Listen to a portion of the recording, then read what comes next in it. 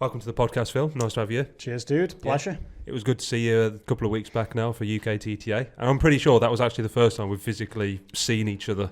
It was. Yeah. Yeah, it was. Yeah. After a long time, finally met. I was going to say, yeah. It's nice, though, because you do get to see a lot of people at shows that you've just only ever seen like an Instagram name for. Yeah. So yeah, that's cool. You catch up with anyone there?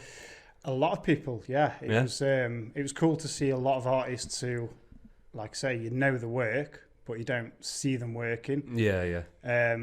Yeah, it was wicked. It was nice. I did a nice chilled one. Didn't set myself too much work to do. So I could walk around and meet some people. Yeah, it was nice. To be fair, the guy that you were tattooing, he's pretty much your walking canvas, isn't he? He's like a walking portfolio. Yeah, he's I've tattooed him for a long time. Yeah. Arms, legs, obviously his back.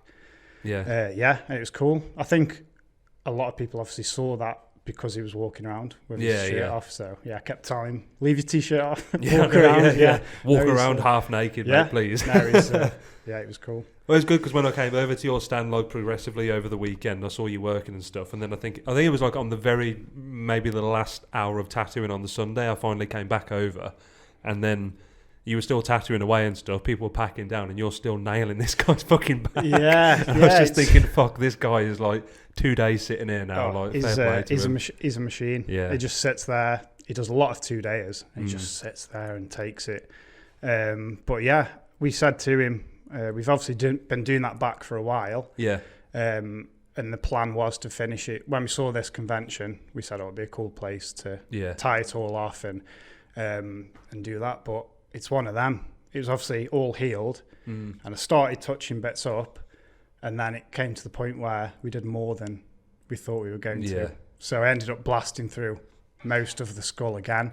To be fair, though, also with the arms, because I said straight away, I was just like, oh, is this all your work as well, I presume? And you were just like, yeah. And I said, oh, when did you finish the sleeves? And I swear you said like 8 years or so. Yeah, so them sleeves were in my original shop, so 8. When I first started, like 8, 9 years. They don't look maybe 8 years old. Cheers, man. No, he heals well. Yeah, he heals well. Really well. I mean, like, the shades and the tones was just perfect, really, considering 8 years old. Like, I've got a tattoo that's like 5 years old. It doesn't look half as good as that. Cheers, man. Yeah, well, it's all the same ink. I've been using that silverback stuff since I started. So it's all very similar ink. So it does sort of tie in together. Yeah. It's always, obviously, your work changes over time. Yeah, of course, Yeah, man, he heals good, so. Yeah, good. You doing any other shows this year? Liverpool. Yeah. We just booked on Liverpool. Yeah, me and Tristan, another guy from my shop, we're heading down to there. That's like 2nd, 3rd, 4th of June. Of June. Yeah. So it's quite a nice bang in the middle of the year, isn't it? Yeah. Like we seem to do a lot of shows like in the first quarter of the year, then like the last quarter of the year. Yeah, spread them out a little bit. Yeah. Yeah, Liverpool, I've visited a lot, but never worked it. So it's a cool show. It's a really good show. So, we've just confirmed that today, actually. Oh, good. Just set that up today. There's a lot more travelling for you. Yeah, well, I'm calming down, actually, end of this year, off topic, with got a little baby on the way, so... Oh, congrats. So getting it all in before then, and, have a slow... What's the due date? It's like the 11th of August, 12th of August. Oh, okay. So, close. So the last bit of your year is going to be like, I'm going to be at home, chilling. So that's fair enough. Yeah, tattooing's going to be like a break for you, isn't it? Yeah, it will be. Yeah, getting back to it. But, that'll be the last one. You having a boy or a girl? Don't know. Ooh. Surprise. Oh, you're not going to try? You're not going to find out? No. Oh, nice. It's a surprise, so, we'll see. What would you like? I'm not fussed. No. The old typical answer of, if they're healthy, that's all that matters. But at the end of the day, like that is. I'm fine with any of them, boy. Either or. No, that's good though. That's nice to hear, man. That's good to hear. How old are you, if you don't mind me asking? I am 34. And how long have you been in the tattoo game for now? I think it's about 9 years. 9 years. 9 years, 8 or 9 years. Is that like from properly? Yeah. So when did you sort of first start messing around with the tattoo scene? It's probably only about a year before. I'm one of them guys that I sort of self-taught pretty much completely. Yeah. I never used to like saying I was self-taught. it's always the apprenticeship way is the sort of way you should do it. Yeah. And it's the way that I would recommend anyway. But just I tried different shops, and it's that old thing of not being able to get into a shop. Yeah. So I tried bits myself, and obviously learned off other artists along the way. But just mainly self-taught about 9 years ago. Oh, that's good. And it's only the last couple of years that I've dared to say, I am self-taught. Yeah. So you only wanted to say that afterwards. Yeah. So a long time, not that long of a time, but yeah. So it'll be a decade next year. Yeah, next year. God, no pressure. Yeah. What's the next decade hold for you? Just got to get better, haven't you? Yeah. Keep improving. How long's Black House been going for now then? It was actually Black House's birthday yesterday. Oh, on May the 4th. Oh, really? Yeah. So it's 6 years yesterday. Oh, wow. Yeah. You should have told him. You should have got a birthday cake. I know. Yeah. We had Jason, and he had his birthday on the show. Oh, really? Got a cake and everything for him. Should have said. Yeah. With all the May the 4th stuff, we only remembered yesterday afternoon. So was it actually on May the 4th, specifically because of Star Wars? No, it just happened. It just happened on that day. Yeah. Do you fuck around with that sort of stuff? The whole the guys at the shop, a couple of them they're obsessed with the Star Wars stuff. Star Wars Flash Day sort of thing. Yeah, they've put a few bits up. I'd always like to do Star Wars stuff, but I didn't put anything up specifically for that. But maybe I should have done. I suppose you do a lot of day sittings, though, don't you? Really? Yeah. You don't really have time to just sort of have a Flash Day for your kind of. No, we don't do a lot of Flash stuff, to be honest. But I mean, like I say, the guys do at the shop. They put a few bits up, but I think when you book 2-3 months in advance, obviously, them days are sort of taken already. But what is 3 months sort of you book 3 months, 3 months, yeah. or do you just go as far? I used to go as it used to be pushing a year basically. Used to be, but when you have plans and all this stuff since the COVID stuff, really. Yeah. I'd just do 2-3 months at a time. Yeah. And then I find that if you've got returning customers, like if someone's starting a sleeve off or a big piece and they haven't booked them sessions, it's easy to keep rolling them on, instead of starting something and having to wait 6, 7, 8 months. Yeah. They can just keep it going. I suppose for the client that can kind of suck as well, can't it? Because if you're hyped and you're pumped, you're like, oh God, I can't wait for the next exactly. bit. And then suddenly it's like, Phil, we're going to get back in. Oh, next December. Yeah, of course. And especially if it's a back piece or something big. Yeah. You don't want it half done for years, if you're waiting 6 months at a time, it's going to take you years to get it finished. So, I tend to it tends to roll every 2-3 months. I get that same sort of cycle of the big projects coming in. So it works well that way. I think a lot of people do that now, to be fair. Do you reckon that's all because of the lockdown COVID thing that kind of shuffled everyone's diaries and then you had to rebook everyone and blah, blah, blah? Maybe. I think that because obviously when we were open shut during all that time. You booked all that work in and then you had to reschedule stuff.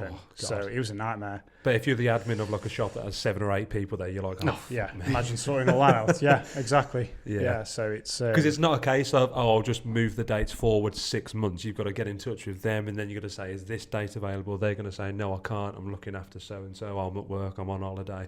Oh, can you do that time? Oh, I can only do half day. Oh, that's my mum's whatever. There's always going to be something that's going on, so I can't envy that kind of job. Yeah, it is. It's just easier to manage stuff. It just seems to work. You mentioned about the COVID and lockdown thing. We mentioned just previous to starting to record that obviously you had a phone call off me in lockdown. Yes. Do you even? I'm going to sound like an ignorant fuck now, but do you even remember what that was even for, or what it was actually about specifically? I remember you messaging a few times, saying about a few tattoos that I did, and you were mentioning the whole sort of sponsorship thing. Right, because I remember trying to look back on the Insta feed about this. Yeah. And it was about 2020, wasn't it? I remember, middle of or something. It was, I think it was, the middle of the first lockdown. So it was a nice sort of pick me up when you phoned. Yeah. We spoke for a good hour, 2 hours, just chatting stuff. I think it was just normal life as well. Yeah, it was nice. It was nice to sort of speak to somebody else, in the industry about it. Definitely, it yeah, it was wicked. And we just chatted about stuff, and yeah, it was a nice sort of, oh, wicked, someone's looking at it your kind of work felt like, oh, things are still alive. Yeah, things are still ticking. People are still here in some way. Things are still ticking on. Yeah, no, it was, yeah, I remember it. And look, our relationship has blossomed over those 3 years. Look at where we are now. That's it. Look at us now. That's it, man. Yeah, it's, like I say, without sounding like, you know, licking your arse, it's, we love using you guys. No, lick away, man. You know, we use you guys for like everything. No, I appreciate it. You probably see the shop orders coming through and stuff. Yeah, all the time, man. Yeah, I reckon, you know, nearly everything comes from you guys now from our shop. I appreciate it. It's nice. That's good to hear that, is because I mean, obviously we put effort in and you guys put effort in. It's nice to see both ends. Yeah, get man. Like a good... It's nice to see the faces of people that you're working with and buying stuff. Yeah, of course. Well. Yeah, you know, it makes it more personal. Yeah, it's so nice than buying from, like, you know, somewhere overseas or someone that you never see or have a face to. So yeah, it's because, to be fair, whenever we look at our order screen every now and again, because we've all got access to see what orders come through, and obviously like when someone's got a day off, you jump in and you help out here and there. Quite a dynamic team, really. But every time we do see like the odd people like that we know of, straight away we just click on the order and be like, oh, what are they buying? yeah, exactly. Yeah, man, it's just fun to know sometimes. I imagine you see the same sort of things coming through ordering. But yeah, I look at your order and it's just like, it's the same ink. It's the same stuff. He's consistent as fuck, this guy. Yeah, we know what that's because like, you know what you like, innit? Yeah. And and it comes next day. Order middle of the day and the order's there next day. Yeah, ready to go. Man. Absolutely. Every time. We don't fuck about it. No, it's always, no, credit to you, man. It's always super fast delivery and you've always got everything in stock. So nice. That's wicked. I tell you what, let's just stop the podcast. Yeah, done. Wicked. Nice, here guys. We go. Nice. Cheers for that, mate. In all seriousness, though, talking about your consistent supply, obviously you've got a consistent method now. So has that taken you a while? Because obviously you're pretty much like, am I right in saying it's black and grey realism is pretty much your...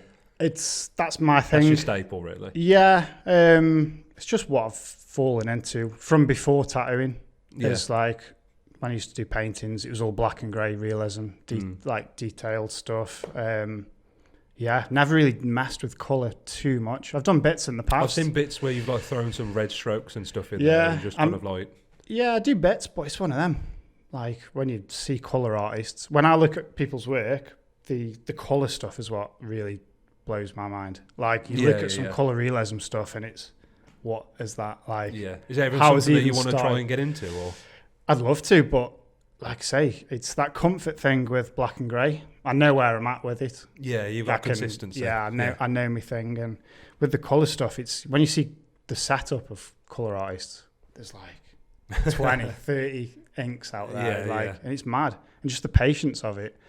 But yeah, there's so many guys that are doing it that well that you sort of think, like, I'll stick with me. You know, I used to do like little splashes of colour, you know, like solid coloured backgrounds and stuff, but I think the more black and grey stuff, or the more the style of work you put out, obviously the more people obviously come they're going to attach that kind of portfolio to you, and that's what they'll come to you for. So people tend to come to you for that, but you get the odd person asking. But how much of your work actually goes on your Insta? Because obviously I know every artist has got a different sort of method for advertising, but they don't always put every single piece on Insta. Like what's your sort of... I'm really bad at putting stuff up, so I'm normally like 6-7 months behind on what I've posted. So I've got a back catalogue of stuff. Because I don't normally sit on my phone and go through Instagram and stuff. I mean, your phone's over there as well, so that's one sign. Yeah.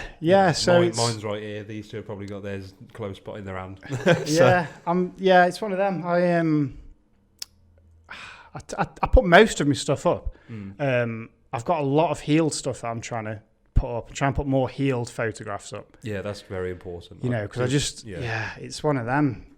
I think the people, obviously the public and people getting tattoos, are seeing these photographs of tattoos and they're fresh with a polarizer, nice lighting. Yeah. You know, the whites are glowing and everything just looks ridiculous. So it's so nice to, I think, when people put healed stuff up. Healed and hairy.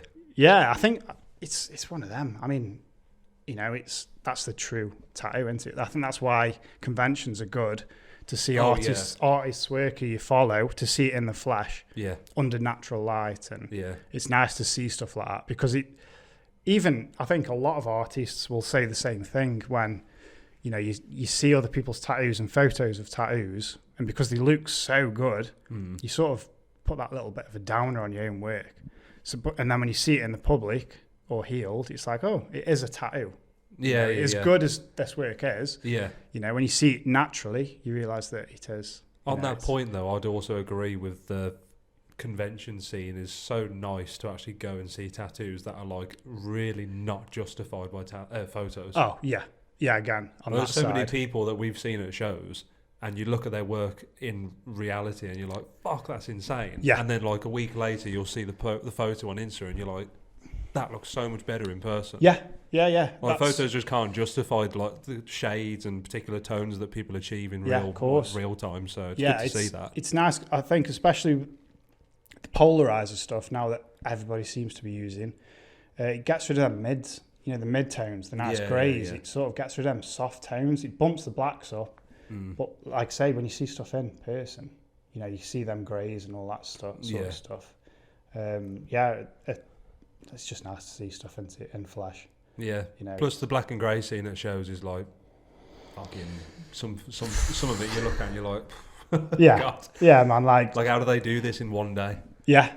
Like, obviously that goes for yourself included. Like as a non-tattooist, I look at some of the stuff and I think, fuck, that's just like you've got to have so much focus and patience and I think with all these people walking past and taking photos, and then obviously idiots like me turn up and go, oh, hello, let's have a chat for half an hour. And I'm the same. When at that last convention at that UK TTA, I was walking around and looking at artists that I've wanted to see work, and you're sort of standing behind like, do I kind of speak to them? Because they're in the zone, you know. Yeah. Don't just like tap them on the shoulder and say, it's when they've got the big beats on and they're like here and you're there and you're just sort of like...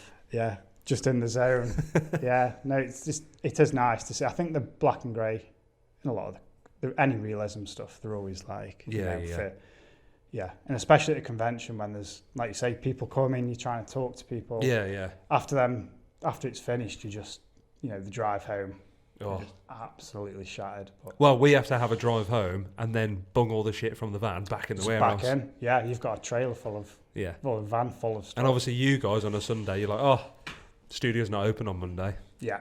Guess what happens on a Monday for us? Yeah, I can imagine. Should get that violin out and start playing the violin now. But you guys got a lot of stuff out. Our shows are getting bigger each time, man. Yeah, the amount of stuff you must have to hold. Like we have to have a minimum of 8 meters now. Yeah. For a stand. Yeah, I can imagine. On the subject of black and grey at the shows, saw your mate Yarson as well. Yeah, Yarson. Mate, his fucking Lord of the Rings piece he did on that guy's leg was incredible. Yeah, he's nuts. Absolutely incredible. He's he's the guy, isn't he? Yeah. Black and grey stuff, smashing, like I say, a thigh piece out 2 days. You've been back up to his studio. It was a couple of years ago now, wasn't it? It was, a couple of years ago. He's in Aberdeen.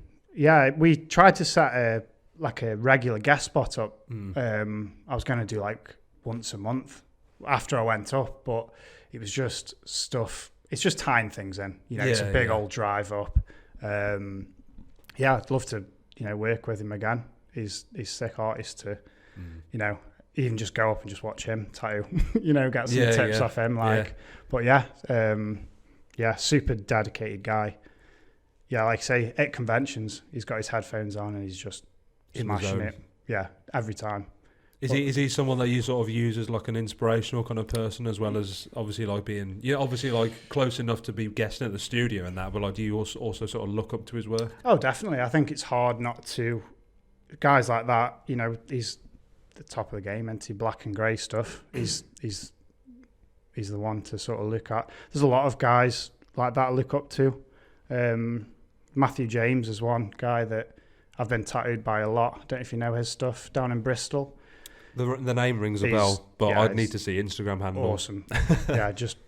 His work, crazy stuff. You've been down there? Yeah, I guested with him. I think it was just after I was up with the Yarson, actually. It was like a month after the Yarson. He went right up. Right up, right down. Yeah, I've known Matt for years. He's done a lot of my stuff.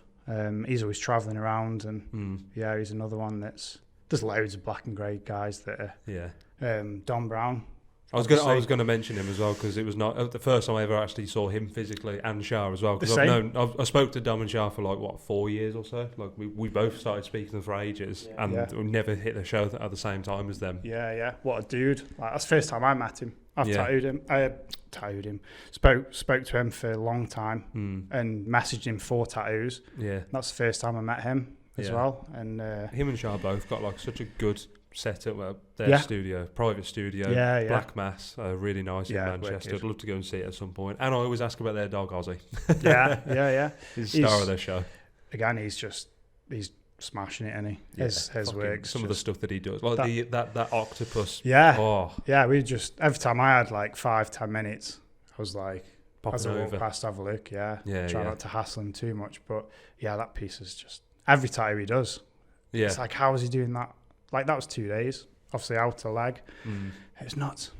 It's just crazy. Next level. But details involved and stuff. His paintings as well. Yeah. His airbrush stuff. It seems anything he touches is just kills it, doesn't he? Who would, if there was a black and grey? Well, then again, I suppose collab. You kind of need to have not different styles, but you need to have complementary things. But who would you love to do a collab with at some point? As black and grey. Well, yeah, like no kind of limitation. Who would you like to do a collab with at some point? This is our way of calling them out, by the way. Call them out. Jeez, best say someone good then. I think it's nice with collabs to see, like you say, that difference in style. If you're doing black and grey only, it's nice to maybe do some, smooth, like a smoother artist mixed with like a detailed thing. Who's worked on, like, been looking at a lot. Is it Jacob Hendricks? Jacob Hendricks. He's a good friend of ours. The does the opaque stuff. Yeah. Like something like that, like where you could see the difference in style. He's still sort of black and grey, even though he's using opaques. Yeah, he's a great artist, he is. Yeah, nuts. Really good person crazy. As well, down in Reading, I believe. Mixture Tattoo. Yeah. Let's make it happen. Jacob Hendricks and Phil. Yeah. Let's do it. That'd be cool, wouldn't it? Anybody, man. Anybody who's chilled and, it'd be nuts. I've never really done a collab, so. Really? No, not properly. Me and Jay, who I work with, we did... we started a back piece, but we only sort of had one session. Yeah. And then it was like finishing something off, so it was never really a proper project. But yeah, it does need to be like it's got to be designed, thought out thing, innit? Yeah, it's got to be designed, ready to go. That's the best way to do it. Also, Jacob's opaque, and then your black and grey portrait. That'd be cool. Anything, kind of realism stuff. I'd have to. I should have had this ready, shouldn't I? A list of names to mention. I've got to say though, I've got to compliment you on the hand pieces you've had. Who did those to you? Oh man, yeah. Another one of my favourite artists, Grin Design. Oh, I know that. Yeah. Yeah, Rob Borbis. Over in Budapest. Yeah, flew over to get them done. Yeah. That's very nice, that is. Yeah, man. Is that like go all the way up, or is it just sort of like... No, it's sort of ends there. Oh, they're sick, they are. But yeah, what a guy, again. Just super humble dude. Yeah. Just did them in a day. Like both of them in one day? Yeah, like 2.5 hours. Your hands like twice as big after? No, super soft. Oh, good. Such a soft artist. Just tickles it in. Yeah, he's nuts. Tickles it in, man. Yeah, I didn't even know that was being done. Okay, he's sound. I've got to use that as a phrase at some point. Tickles it in. Tickle it in. Yeah. Tickle in those white highlights at the last second of the tattoo. Yeah. Are you familiar with his work? I knew the name straight away when you said it. Yeah, he does a lot of album artwork and stuff. Yeah, he's awesome, man. Yeah, they're one of my favourites, to be fair. Going back a little bit in the conversation, you mentioned obviously about you kind of fell into where you are now with the black and grey realism side of things, and you did painting before that. Where did the sort of like transition from the painting to tattooing? Like, how did that sort of happen for you? And how long ago was it? So I did the whole sort of tattooing was something that I sort of fell into. Did all the school art at school, college, uni, all of that sort of stuff, and then started picking tattoos up around sort of uni time. When you say picking them, what you mean like noticing? Getting tattoos. Yeah. I mean, like my first tattoo, I had it when I think I was 18, just turned 18. Yeah. Had the tattoo. I walked out and I was like, what a shit tattoo. I didn't even get that. I didn't even get that like cool. I've got a tattoo. What was it? Oh, it's an old. You don't have to like show anything. It's an old Slipknot logo. on the back of me. Oh, what was wrong with it then? Oh, it's just so bad. When she stenciled it, and I was sat wonky. And you were just kind of like, yeah. Yeah, I just walked out, and I was like, oh, that's shit. Is it still living on you today, or is it covered up? You can feel it through a jumper. It's that deep. Jesus. Yeah, it's so yeah, I had that, and I had a couple of other tattoos. I just thought, sitting there in a tattoo shop, I thought that's cool. Music on, nice and chilled. Yeah. And yeah, it was sort of after trying to earn a living from illustration, is what I did at uni. Finding out how hard it is to earn money from art. Not that it's just a money thing, but yeah, it was just sort of I sort of tried a couple of little tattoos, and then before I knew it, you've got your sort of friends asking you, and yeah, and then you blink and then you're off on that. Yeah, you're just there. It just sort of I'd sort of dropped my daytime job, and I was tattooing at night time, working in the day.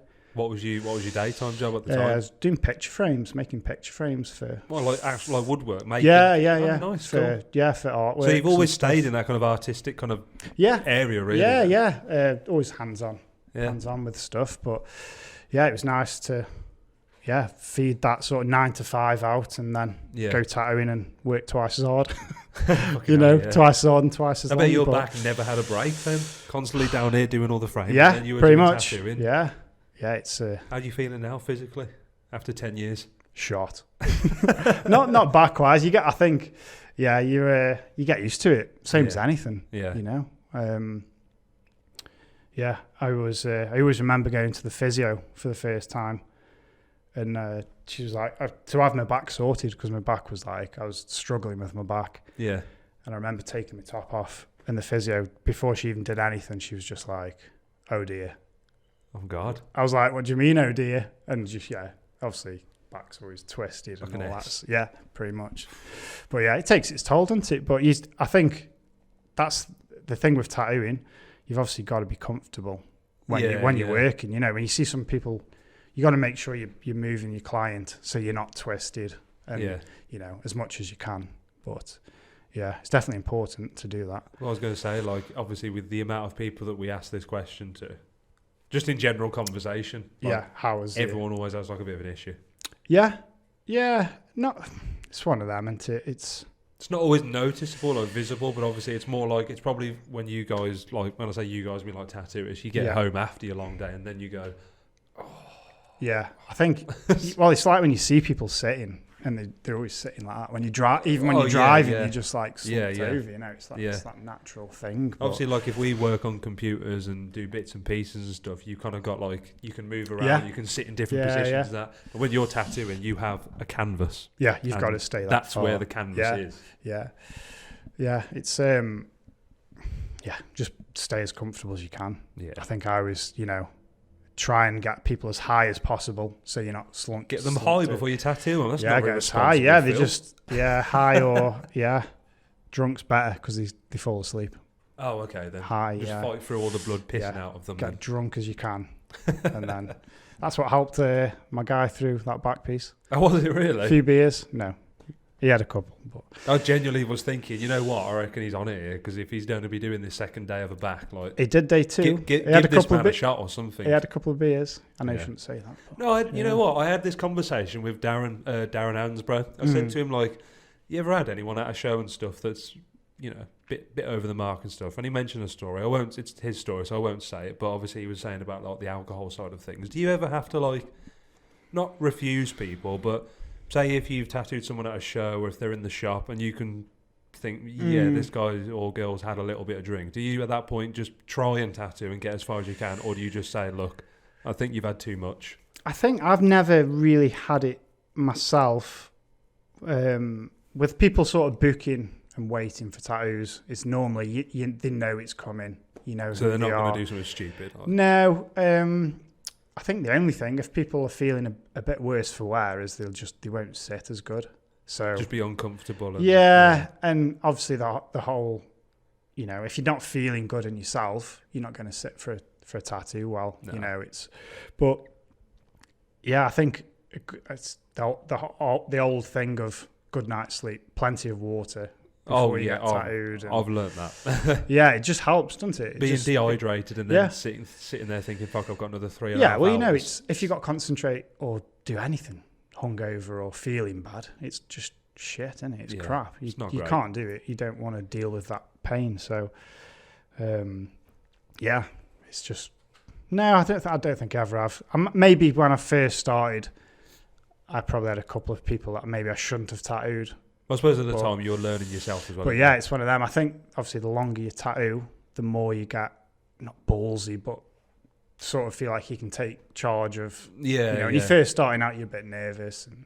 You want to be open to everything and everyone, and then eventually you get to the point where you're just like, it's not going to work properly. Yeah. I know how it's going to feel. So and then I suppose What's your ideal subject matter? Obviously, your realism and portrait stuff, it kind of spans over like celebrity faces, movie stars, animals, landscapes, all sorts really. But what's like your favourite kind of category of subject matter? I was talking about this to a guy the other day, and what excites me with tattoos is I like it when people have an interest in something. So if it's like a film or a band or anything that's just an interest, that they come in and they're like, I love this film, do me something from this. That's what I buzz off. I don't like the whole people sending you tattoos. You know, and you get that, if you get a picture of someone's tattoo, you know, can you do me this? It's straight away for me, I'm like, why it's not interesting. Why do you want that tattoo? I think it's anything that people they love, have got that interest for. But if I could do anything, it'd be portrait stuff, films, musicians, anything. But skulls, obviously. Yeah, do a skull any day. Yeah, every day, any day. It's one of them things that never gets old. Chucking a rose as well. Yeah. Again, it's just the classics, aren't they? I mean, everyone dicks on the whole kind of like skull, rose, lion, and shit like that. But at the end of the day, like they look cool. Yeah, they do look cool. That's why people have them so much. Like I've probably got like 3 or 4 skulls on me somewhere. Yeah, I'm the same. Yeah, I get people in if they don't know what they want, they've got a cool gap that's ready to go. I'm like skull. Yeah, skull. Straight away. I've got a skull on this arm. Well, let's have him facing this way this time. Exactly. The good thing with them is like they're good for cover-ups as well. Yeah. If anyone messages for wanting a cover-up, there's a guy messaging at the moment and he's had loads of laser stuff. And I just said to him, he's like, can you cover this? I was like, yeah, if you have a skull. Yeah, because you just got that texture. There's that texture there. You can hide stuff, you know. Yeah, they just work, don't they? But I've always admired cover work because I feel like sometimes covers just don't get the praise that they deserve, because I feel like you kind of got 2 jobs there. Yeah. Because you're not exactly just going new piece of artwork, slap, done. You have to manipulate the pigment that's already sitting there. Yeah. There's the whole thing of exactly. There's a whole extra step to covering stuff up. I don't do a lot myself. But well, like you turn them away, you mean, or? I always say to people, you know, it's the whole thing of it'll look good when it's fresh, but as soon as that's healed, you know, the whole covering tribal stuff up, you know, it's fair enough covering tribal and it looks like it's gone when it's fresh, and then when it heals, it just comes back through. So I just make it really clear to people that, you know, I'll cover it, but it does look messy a lot. I think the colour's the best for covering stuff, or obviously the blackout stuff. That everyone's sort of going for at the moment. But you had any requests to do blackout work? I've done a bit of blackout stuff. I'll always do blackout stuff if people ask for it. Do you find as an artist though that's a bit of a monotonous task? Like it's a bit of a, because you are literally just blacking someone's arm out, and although it can look cool, do you not think like when you're halfway through it, you're like, fuck me, I'm bored? It's good if you've got something good on the TV. Oh, okay. So you can just sort of like... So if you've got a nice podcast on or something or whatever, you can just sort of listen away and not really focus. If you've got Inkcast on and you want to chill... Oh, what's that? Is that new podcast, is it? Yeah, man. Check it out. If you got... I enjoy doing blackout stuff. Yeah. It's because it is like... It's messy. It's bloody. It's not very nice to do, but it's quite therapeutic. Just literally... Yeah. You know... But I'll always do blackout. I'm trying to do. There's a girl, Adele, who works with me, and we're going to do like she wants a blackout bit at the bottom. She's got like a cover up at the bottom, but a free top. What, like on her forearm, you mean? Yeah, so she's going to do like an outer sleeve and sort of blend that blackout into something, which is always works well. Or we're going to use like some negative space kind of aspects as well. Yeah. So it'd be cool to do more stuff like that. And I think, with my work as well, it's, a lot of people do the detail stuff, and I used to be all on the detail. Yeah. And then the saturation wasn't there or the contrast wasn't there. Whereas now you try and see both sides of a tattoo that stands out is obviously one with a lot of contrast. Yeah, yeah. That's what makes stuff pop. So it's trying to get that balance. That's what attracts people to look at it twice. Yeah, I think so. Yeah, it's like the colour stuff. You see colour realism and things like that. Just the tones are right. There's big bits of saturation. And it's not necessarily the sharpest, most detailed tattoo, but because everything's right tonally, it just works. It just pops. But yeah, man. I'm gonna have a little quick swipe at some notes that I've got on here. Swipe away. Trying to cover all bases here for you.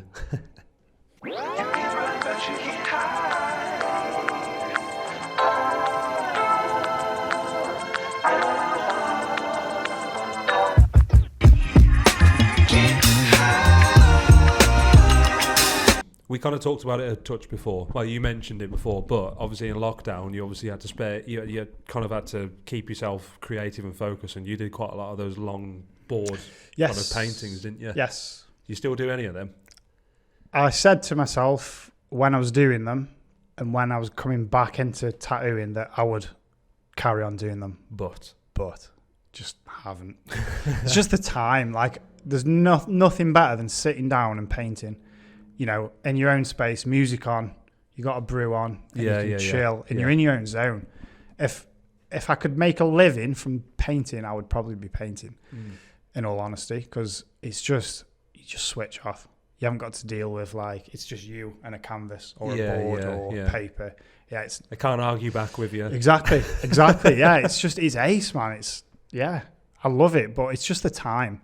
Maybe, as time goes on, get a bit more time off to paint, try and split that time up, because that'd be a nice balance. Well, I suppose if you're going to be at home a little bit more with the new one on the way and stuff, you'll probably have some time to do that, won't you? Yeah. They were big, weren't they? They were like... Yeah, so they're on 4 foot tall or something? They were on scaffolding boards, so Jesus. they were... Yeah, I did do portraits, so... Well, you did... I remember you did Arnold Schwarzenegger. Yes. And... They did Arnie, Tommy Shelby. I remember that one, yeah. What was there? Like a loop artist, Mark Ribier from America. And what else was there?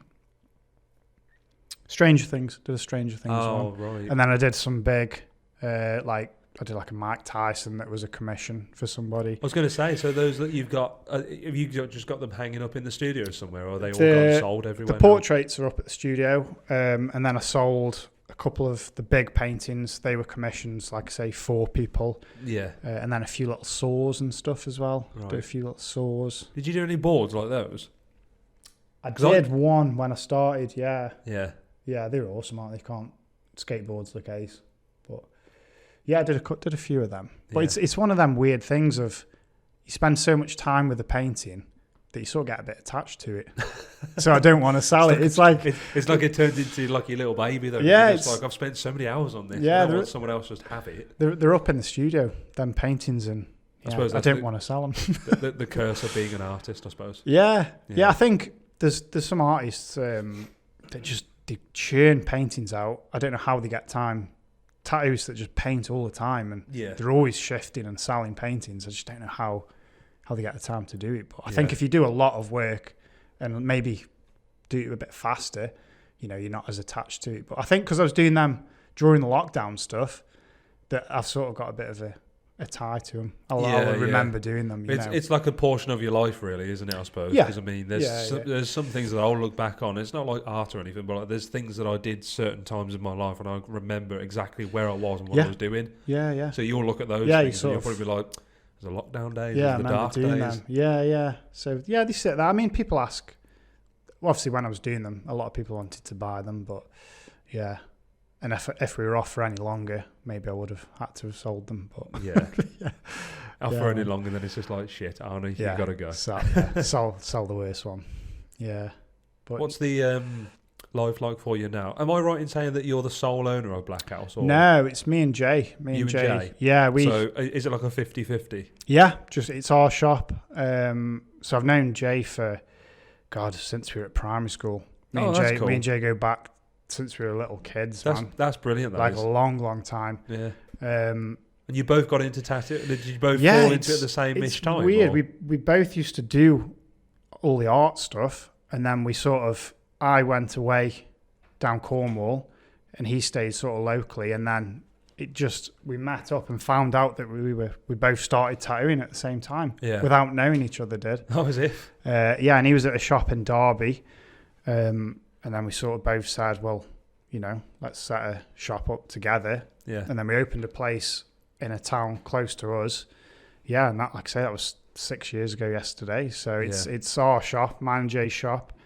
And then we've got, there's a Dal, who I think you met most of the guys at the convention. I'll be honest with you, I met a lot of people. And especially around your table, like when we first saw each other, it was like Phil, and then after that, it was just like, I can't remember everyone's names. How many was there? Yeah, so there's me, Jay, Adal, Fleetham, Tristan Smith, Dario, and Lewis, who's our apprentice. So there's a few of us there. So what, 7 resident artists then?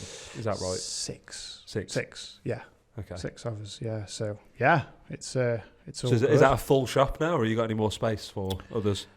It's pretty full. It's pretty hectic. So I think you got like an upstairs, downstairs. Yeah, it's over like 3 floors. So we've got like a reception downstairs, and then we sort of spread out as we go up. But our old shop was actually it was one big open space. It was in an old mill. Yeah, and that was wicked. It was such a good shop. What made you move then?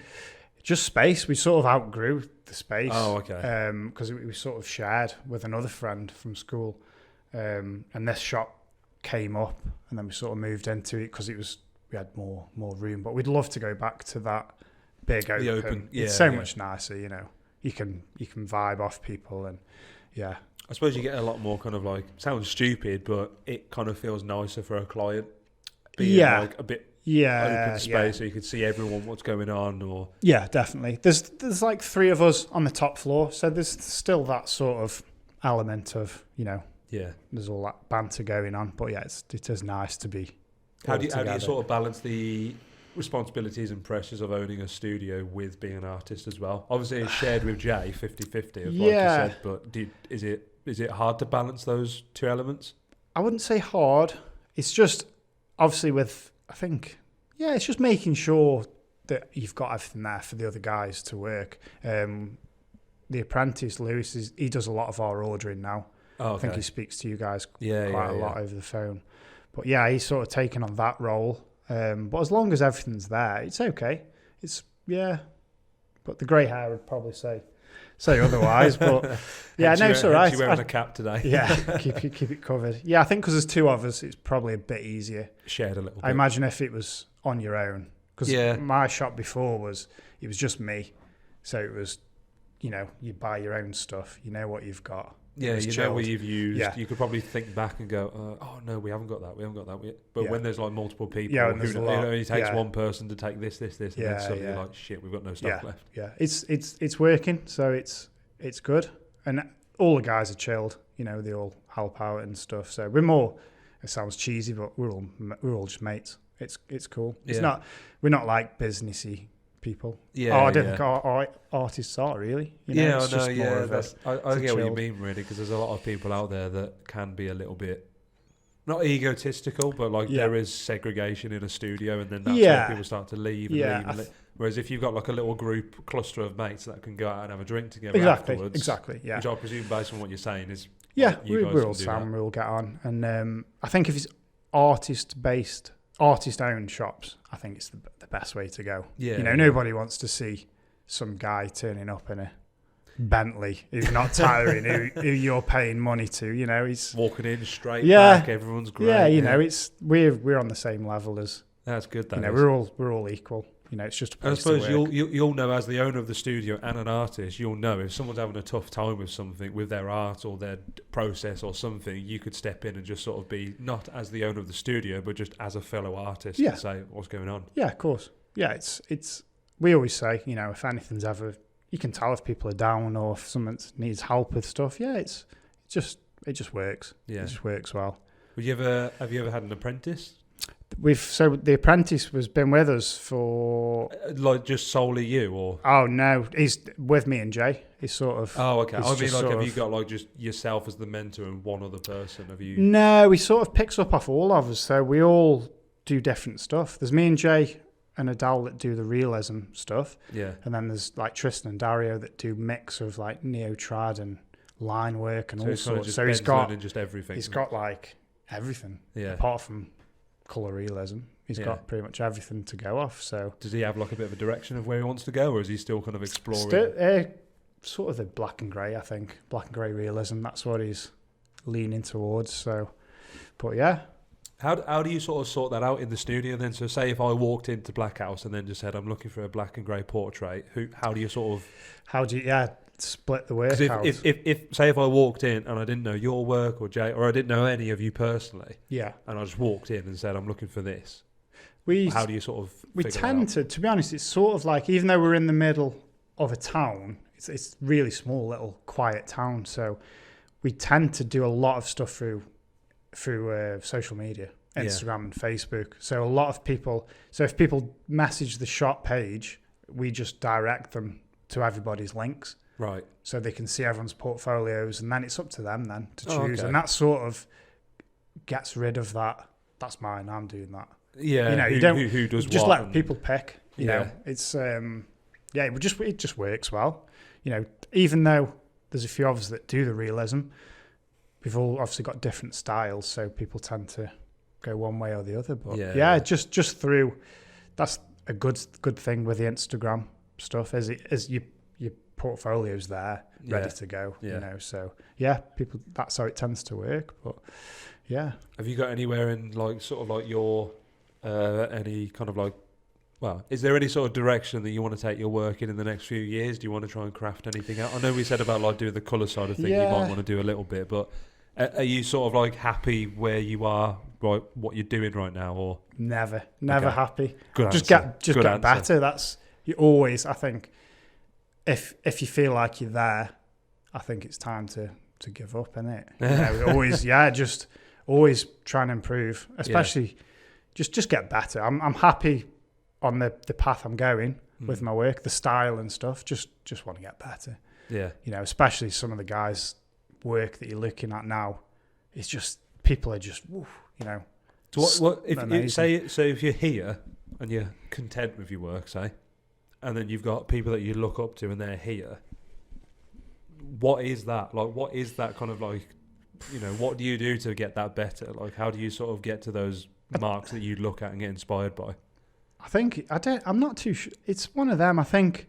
Experience, yeah. I think, to be honest, the way I'd like to improve is to focus more on putting my own designs up, as opposed to, you know, because a lot of our stuff we do on the day. So people come in and we chat through a design with them and we do the whole process together. Yeah. We spend like an hour, 2 hours doing stuff together. I'd love to I think the guys who I look up to, like Matthew James and Yarson and Dom and all them guys, is when you look through the work, there's that consistency.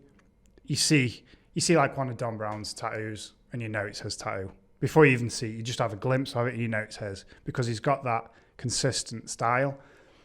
I think that's where I'd probably try and improve on. It's just push down that. Other people might think that you've got that style, but I think when you look at your own work, you're always trying to hone that, you know, just narrow it down. The biggest critic is yourself, isn't it, really? Yeah, so. Definitely. And I think if you feel like you've made it, you know, you're not going to improve, are you, after that, you know? So I think the best artists are still probably the least satisfied with their own work. Same with everything, painting, any trade or craft, you know, you always want to improve. Yeah, because if you're content and happy with something, it's like, it's fine, but I suppose there is always something you could do more. Yeah, I think if you do a tattoo, look at it and just go, that's shit hot. Go home. You know, it's like you're done, aren't you? You know, That's what's your bit of advice for someone then? So say if they're an apprentice like Ben, for example, and they're like, Phil's work, I want to get into this black and grey realism. Where would you sort of like send them direction wise into like? I think the trick is just time and just. What, as in being patient? You mean? Just effort. No, just live in it. You know, look at tattoos and draw, and it's the old cliche thing of just draw stuff and tattoo. You know, you're not going to get good unless you're doing it. Yeah. You know, I think always look at, it's that fine line of not putting yourself down, but look at other people's work who are better than you. Yeah. That's what always pushes me. Constantly draw, look at tonal things, and it's like being at school, isn't it? Just learn the basics first before you. I sort of jumped into it and did I looked at things and I tattooed things that now I look at it I shouldn't have done because it was way too advanced for what I should have been doing. Yeah, for where you were at the time. Yeah. At the time I was like, it looks okay. And looking at it now, it's it's not saturated or it just doesn't work as a tattoo. So I'd say to anybody, just get the basics. Learn the lines, learn how to pack colour, how to pack anything. Just do it like that. Yeah. Just don't skip too far forward. Don't try and and take shortcuts. Don't run before you can walk, is the old saying, isn't it? But just always learn, always ask questions. Yeah. That's a big thing. At conventions, I'm always asked, like, I was trying to always ask people, what are you doing there? And I think guest spots work better for that because you're in a studio and you've got that time to watch. And, I think I get a lot of inspiration when I've done, not that I've done a lot of guest spots, but you always come away feeling buzzed. Yeah, you see something you've never seen before. Yeah. Someone's using a process you've never seen before. Yeah, you always learn and picking up. You're always learning, know. It's just the way, isn't it? It's the way it works. How's the way to question this? How easily swayed are you when someone recommends a particular grey wash or particular cartridge size or machine? Like how curious are you to just go, yep, I'm going to try that? I'll always try cartridges and things. I'll always try. Obviously, buying like a grey wash set, you could be thinking. So the grey wash stuff. It's you guys that. So I've used Silverback since I started. Yeah, absolutely love Silverback ink. And since all this leaving the EU has happened, you can't get Silverback. So we've been forced to try something new. And I think one of you guys said to try the Empire stuff. Yeah, which is as soon as I used it, that was it. Using that every day now. Oh, sweet. As much as I can. I've still got that Silverback saved because of obviously ongoing projects because you don't want to just change. But that Empire stuff is. What are you doing then with it? Are you using the 4-stage set or are you mixing your own or? Just using the set. So the Raven, is it the Raven Black, the thick black, and then the dark to extra light. Yeah, it's not the full set. God, I can't remember now. Ivory black. That's it. Yeah, is the Raven the lining? There's like a lining. Well, they've got two new ones out now. Oh, have they? Vine Black is the newest one, which is their lining one. Yeah. And then they've got a Mars all-purpose black. I haven't seen them ones. But they literally turned up, like, we literally had the order for those inks when we were getting the van ready for UK TTA, so they're very fresh. Yeah. That's the only thing that I didn't want to change because I was happy with the Silverback. But since using this new stuff, it's wicked. It saturates so nice. Mate, it's our best-selling grey wash. Yeah, and just not even that's not even a plug. That's a genuine fact. It does sell more than everything else. It's like I've only done like 5, 6, maybe 7 tattoos with the Empire stuff, and it comes back and it's just black, healed. It's just so nice. I was going to say the heel. It's dark. It just seems to be that couple of tones darker, but it's wicked. Love it, and it speeds your work up. I noticed I work faster with it because you haven't got to keep packing stuff in. It just goes in. Yeah, it's first pass, isn't it? Yeah, I wish I used it sooner, to be fair. But I mean, this is the full circle of the conversation, isn't it? Like the reason why you get recommended stuff and people suggest things is because it's something that you've never considered before and never really had the headspace to go. Yeah, let's bring a new brand into this process and try and figure it out as well. I think I was always didn't want to try the new inks is because I always do bigger projects, like sleeves or big things. So it's always hard to I don't do them little tattoos. Yeah. So it's hard to try different inks out. Whereas the needles, obviously, you can try them. If you don't like them, you switch back to what you're using before. There's so many different variations now as well. Yeah, the cartridge stuff. Yeah. It's mad. I mean, yeah. I remember first trying cartridges when they first came out, and I couldn't stand them. Felt really? I just felt the movement and the needles and the cartridges when they first came out compared to needle bars. It was mad. But now they're obviously the go-to, aren't they? You know? Yeah, I mean, to be honest with you, like cartridges are like 90. What would you say? 95%. I can imagine Ahead instead of needles. I'd even say more than 95%. Yeah. No, you know, there's still a lot of people out there that use coils and needle on the bar and stuff, but like they're just cartridges are just so fucking convenient, aren't they? Yeah, like when I was doing, I used to have like 4 or 5 machines set up with different needle groupings in. Yeah. Whereas now you've just got you know. You ever still switch back to the coil? I don't. Tris, who works with us, he's on the sort of the crossover. He's still using needle bars and cartridges, but I think as the cartridges get better, people are obviously switching to them. Yeah. The same with the machines. Yeah, oh god, yeah. You know, a lot of the Neotrag guys didn't want to use the cartridges and they've just because it's just slipped into it's just the ease of it, isn't it? You know. Yeah, just slipped into the cartridge game really. Yeah, it's the way into it now. That's good to hear. No, to be honest, dude, we've covered quite a lot here. Yeah, it's been nice having a good chat about your work and everything. Obviously, Black House will definitely be up there at some point. Yeah, we'll return the favour and travel up to you. Wicked, yeah, we're always welcome. Yeah, come in, if you ever want anything doing or if you ever passing, you're always welcome. We're all trying to do more conventions as a studio. Yeah, because we loved that UK TTA was. It was good to do it as a group. There's only one of us that didn't work it. Yeah. So it's going to be really nice to do it as a group because you just have it's like a holiday as well. Well, of course, you know, isn't it? Like, at the end of the day, if you go to a show and you're just on your own tattooing, you've got 2 clients booked and you just don't do fuck all, you don't socialise. Exactly. It's like you're not getting the money's worth. Yeah, this is why with this last one, just try to do it as chill. Don't do too much work. You sort of feel like it's ace. You know, the guys that are busting these big pieces out and. It's wicked, but you sort of want to see stuff as well. Yeah, of course, walk around and. Well, it's the same as us though, because we don't always like to just be on the stand for the whole 2 days. You want to get around and see what people are doing. Like that's the only chance you get to see people tattooing in real life, isn't it? Yeah, exactly. You know, you can go on Instagram Live all you want, but I want to see it done in person.